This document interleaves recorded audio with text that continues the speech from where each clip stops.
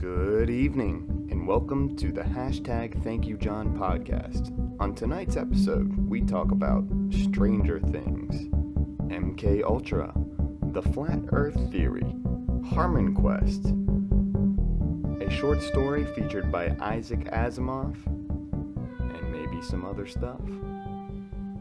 Thank you for joining us tonight. I am your host and producer, John Anderson. This is the first time I've been doing this, so please excuse my complete idiocracy. So first off, Stranger Things. Things that are stranger. No, but recently I've been surfing around on Netflix as usual, and I saw a new show that came out that I'm sure everyone is quite aware of by now.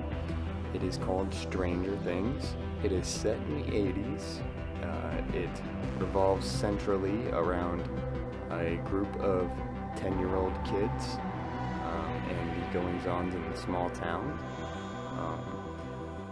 I think I can consider myself a fanboy of this show at this point. I became absolutely obsessed with it the minute that it came on. It had excellent cinematography, excellent acting. Just everything about the show had me completely enamored to the point where I watched the entire season back to back in 2 days, and yes, I do have a day job. The show just absolutely blew my mind. If you haven't checked it out, please do so. Get on Netflix.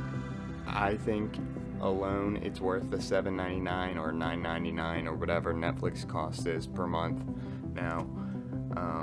It's an amazing show. You won't regret it. I am mostly a dead human on the inside, and it actually awoken some feelings, which scared me just a little bit. Nonetheless, still check it out. Even if you are dead on the inside, maybe you might find a feeling or two when you're introduced to the character 11 or the Toothless Kid. In the show, they talk about MK Ultra. Now, they briefly touch on it, but it is a subject I'm a little bit familiar with, and I did do a little bit of research.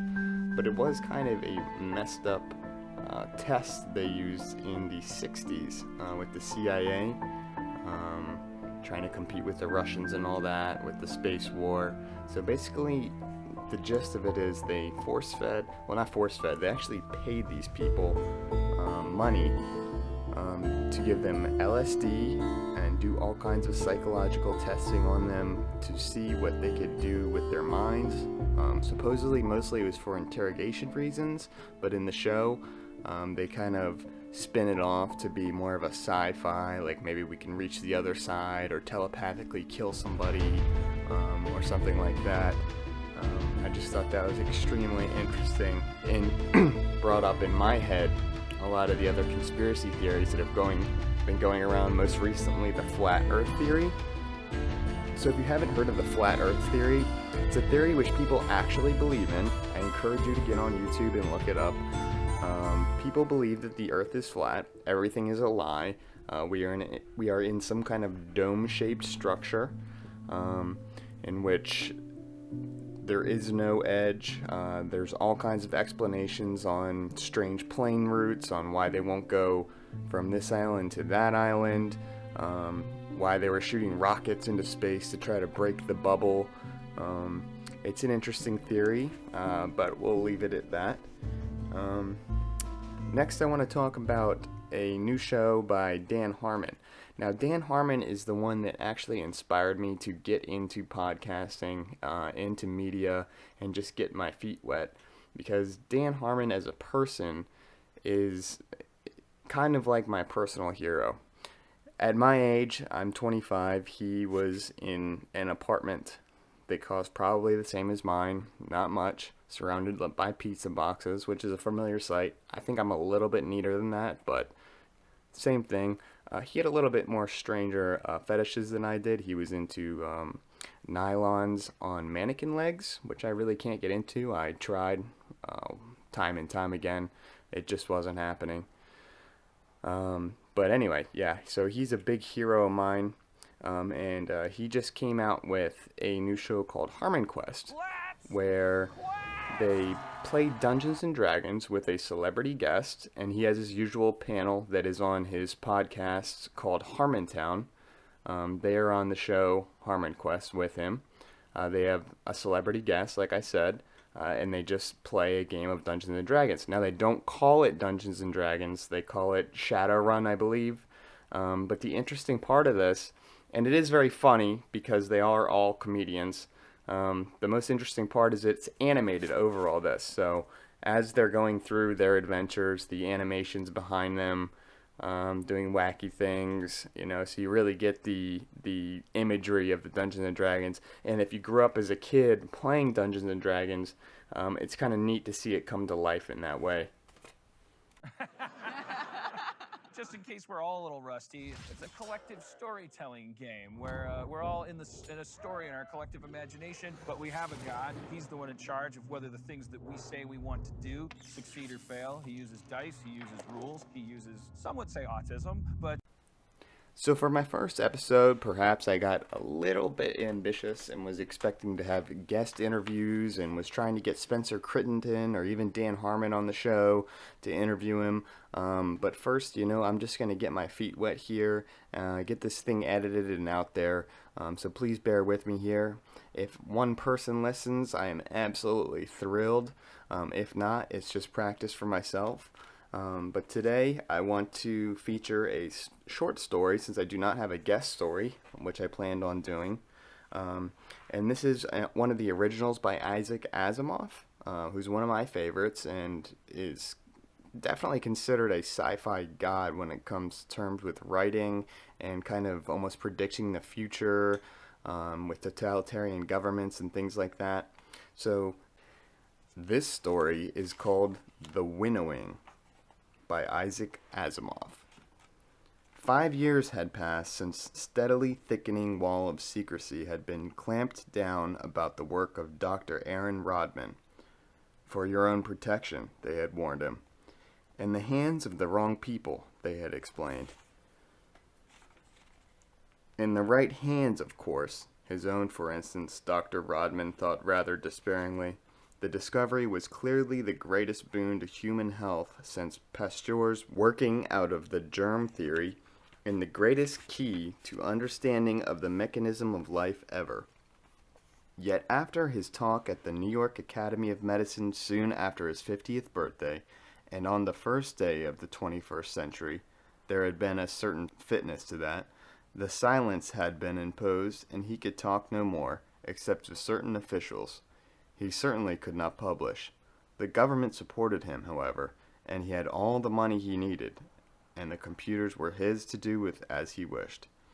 His work advanced rapidly, and government men came to him to be instructed, to be made to understand. Dr. Rodman, they would ask, how can a virus be spread from cell to cell within an organism and yet not be infectious from one organism to the next? It wearied Rodman to have to say over and over that he did not have all the answers. It wearied him to have to use the term virus. He said, it's not a virus because it isn't a nucleic acid molecule. It is something else altogether, a lipoprotein. It was better when his questions were not themselves medical men.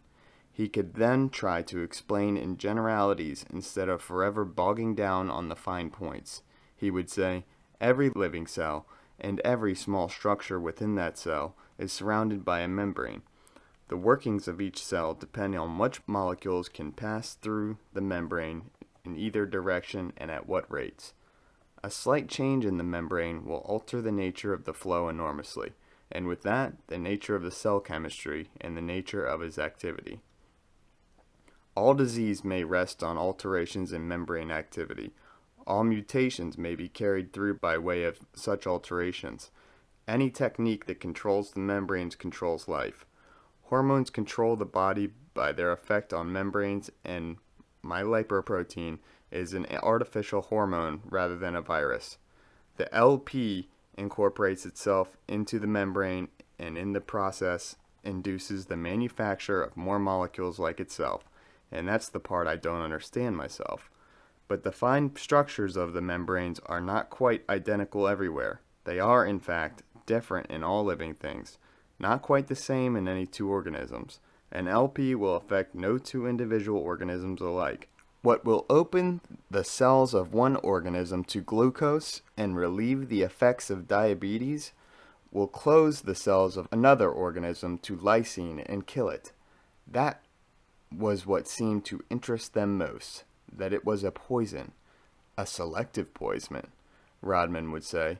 You couldn't tell in advance without the closest computer-aided studies of the membrane biochemistry of a particular individual, what a particular LP would do to him. With time, the noose grew tighter around him, inhibiting his freedom, yet leaving him comfortable in a world in which freedom and comfort alike were vanishing everywhere, and the jaws of hell were opening before a despairing humanity. It was 2005, and Earth's population was 6 billion, but for the famines it would have been 7 billion. A billion human beings had starved in the past generations, and more would yet starve. Peter Affair, chairman of the World Food Organization, came frequently to Rodman's laboratories for chess and conversation.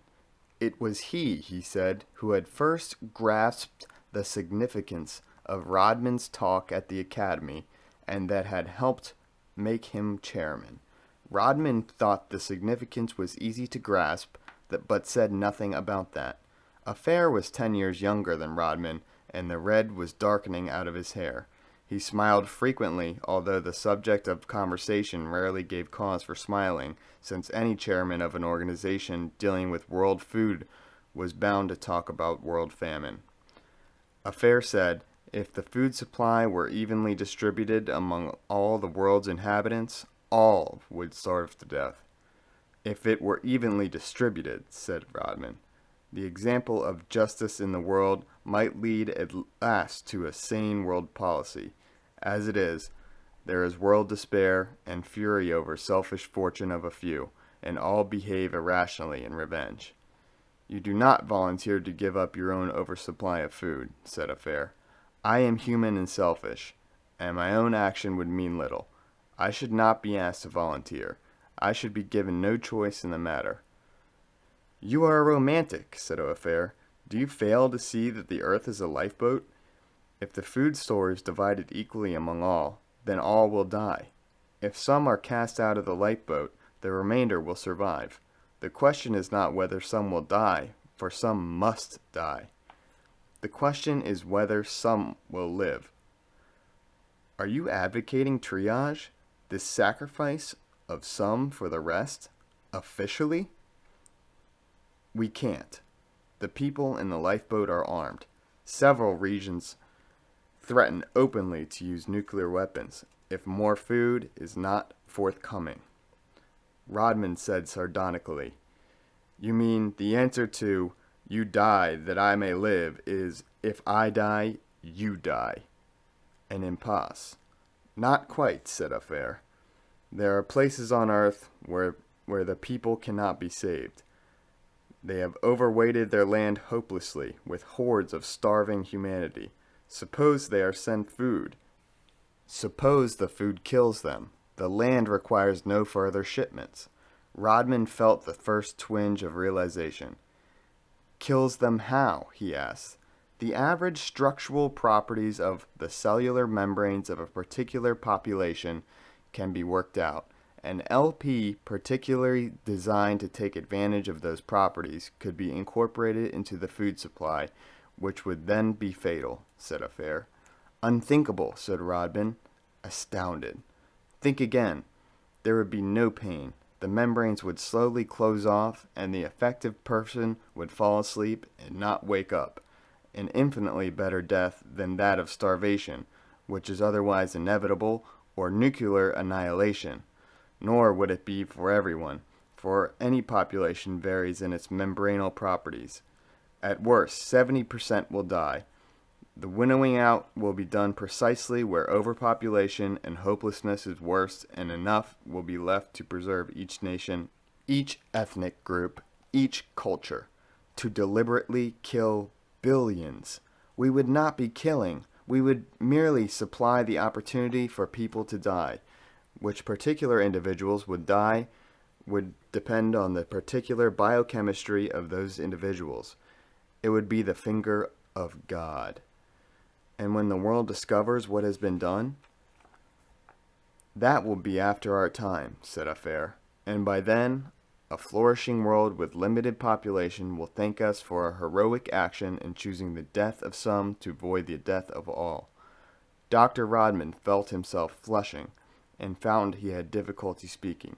The Earth, he said, is a large and very complex lifeboat. We still do not know what can or cannot be done with a proper distribution of resources, and it is notorious that to this very day we have not really made an effort to distribute them. In many places on Earth, food is wasted daily, and it is that knowledge that drives hungry men mad. I agree with you, said Affair, coolly. But we cannot have the world as we want it to be. We must deal with it as it is. Then deal with me as I am. You will want me to supply the necessary LP molecules, and I will not do so. I will not lift a finger in that direction. Then, said Affair, you will be a greater mass murderer than you are accusing me of being, and I think you will change your mind when you have thought it through. He was visited nearly daily by one official or another, all of them well-fed. Rodman was becoming very sensitive to the way in which all those who discussed the need for killing the hungry were themselves well-fed. The National Secretary of Agriculture said to him, insinuatingly, on one of those occasions, would you not favor killing a herd of cattle infected with hoof and mouth disease or with anthrax in order to avoid the spread of infection to healthy herds? Human beings are not cattle, said Rodman, and famine is not contagious. But it is, said the secretary. That is precisely the point. If we don't winnow the overcrowded masses of humanity, their famine will spread to as yet unaffected areas. You must not refuse to help us. How can you make me? Torture? We wouldn't harm a hair on your body. Your skill in this matter is too precious to us. Food stamps can be withdrawn, however. Starvation would harm me, surely. Not you. But if we are prepared to kill several billion people for the sake of the human race, then surely we are ready for the much less difficult task of withdrawing food stamps from your daughter, her husband, and her baby. Rodman was silent, and the secretary said, We'll give you time to think. We don't want to take action against your family, but we will if we have to. Take a week to think about it, and next Thursday, the entire committee will be on hand. You will then be committed to our project, and there must be no further delay. Security was redoubled, and Rodman was openly and completely a prisoner. A week later, all 15 members of the World Food Council, together with the National Secretary of Agriculture and a few members of the National Legislature, arrived at his laboratory. They sat about the long table in the conference room of the lavish research building that had been built out of public funds. For hours they talked and planned, incorporating those answers which Rodman gave to specific questions. No one asked Rodman if he would cooperate. There seemed no thought that he could do anything else. Finally, Rodman said, Your project cannot in any case work. Shortly after a shipment of grain arrives in some particular region of the world, people will die by the hundreds of millions. Do you suppose those who survive will not make the connection, and that you will not risk the desperate retaliation of nuclear bombs? Affair, who sat directly opposite Rodman, across the short axis of the table, said, We are aware of that possibility. Do you think we have spent years of determining a course of action and have not considered the possible reaction of those regions chosen for winnowing? Do you expect them to be thankful? Asked Rodman bitterly. They will not know they are being singled out. Not all shipments of grain will be LP infected. No one place will be concentrated on. We will see to it that locally grown grain supplies are infected here and there. In addition, not everyone will die, and only a few will die at once. Some who eat much of the grain will not die at all, and some who eat only a small amount will die quickly. depending on the membranes. It will seem like a plague, like the Black Death returned. Rodman said, "Have you thought of the effect of the Black Death returned? Have you thought of the panic? It will do them good," growled the secretary from one end of the table. "It might teach them a lesson." "We will announce the discovery of an antitoxin," said Affair, shrugging. "There will be wholesale inoculations in regions we know will not be affected." Dr. Rodman, "The world is desperately ill and must have a desperate remedy. Mankind is on the brink of a horrific death, so please do not quarrel with the only course that we can save it." "That's the point. Is it the only course, or are you just taking an easy way out that will not ask any sacrifices of you, merely billions of others?" Rodman broke off as a food trolley was brought in. He muttered, "I have arranged for some refreshments. May we have a few moments of truce while we eat?" He reached for a sandwich and then, after a while, said between sips of coffee, "We eat well, at least, as we discuss the greatest mass murder in history." Affair looked critically at his own half-eaten sandwich. "This is not eating well. Egg salad on white bread of indifferent freshness is not eating well, and I would change whatever coffee shop supplied this if I were you," he sighed. "Well, in a world of famine, one should not waste food," and he finished.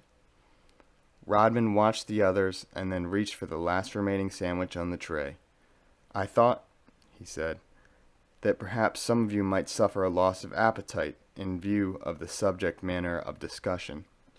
But I see none of you did. Each one of you has eaten." "As did you," said Affair, impatiently. "You are still eating." "Yes, I am," said Rodman, chewing slowly, "and I apologize for the lack of freshness in the bread.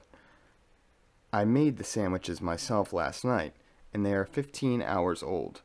"You made them yourself?" said Affair. "I had to, since I could in no other way be certain of introducing the proper LP. What are you talking about? Gentlemen, you tell me it is necessary to kill some to save others. Perhaps you are right. You have convinced me. But in order to know exactly what it is we are doing, we should perhaps experience it ourselves. I have engaged in a little triage of my own, and the sandwiches you have all just eaten are an experiment in that direction." Some of the officials were rising to their feet. "We're poisoned?" gasped the secretary. Rodman said, "Not very effectively. Unfortunately, I don't know your biochemistries thoroughly, so I can't guarantee the 70% death rate you would like." They were staring at him in frozen horror, and Dr. Rodman's eyelids drooped. "Still, it's likely that 2 or 3 of you will die within the next week or so, and you will need only wait to see who it will be. There's no cure or antidote, but don't worry, it's quite painless, and it will be the finger of God, as one of you told me. It's a good lesson, as another one of you said. For those of you who survive, there may be new views on triage." Affair said, "This is a bluff. You've eaten the sandwiches yourself." Rodman said, "I know. I matched the LP to my own biochemistry, so I will go fast." His eyes closed. "You'll have to carry on without me, those of you who survive." Again, that was an original short story by Isaac Asimov, written in Science Fiction Analogy, Science Fact, of February 1976. I happen to have the original copy right in front of me. The pages were a little yellow. Pages were falling apart a little bit, so I apologize for any stumbling around. But it's extremely interesting to look back at these old books, especially these magazines that cost 10 cents and have these incredible authors just writing short stories. I mean, there's the Children of Doom in here, A Martian, Rick Corso, Greg Bear. It's just, I find these things fascinating. I hope you enjoyed that story. I think the podcast will find itself. I'll find my voice. We'll find our flow. I hope to get a co-host on. But until then, you're welcome. Credits for the Thank You John podcast go to producer John Anderson, writer